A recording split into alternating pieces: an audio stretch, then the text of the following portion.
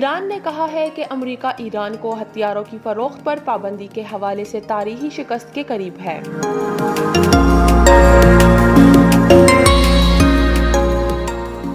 ایرانی وزارت خارجہ کے ترجمان سعید خطیب زادہ نے کہا کہ جلد امریکہ کی تاریخی شکست سامنے آ جائے گی۔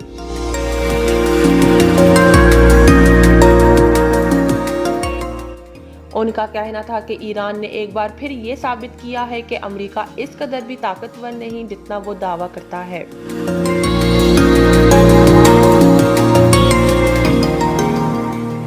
خطیب زادہ نے امریکہ کی طرف سے ایرانی بینکوں پر لگائی گئی تازہ پابندیوں کی بھی مذمت کی۔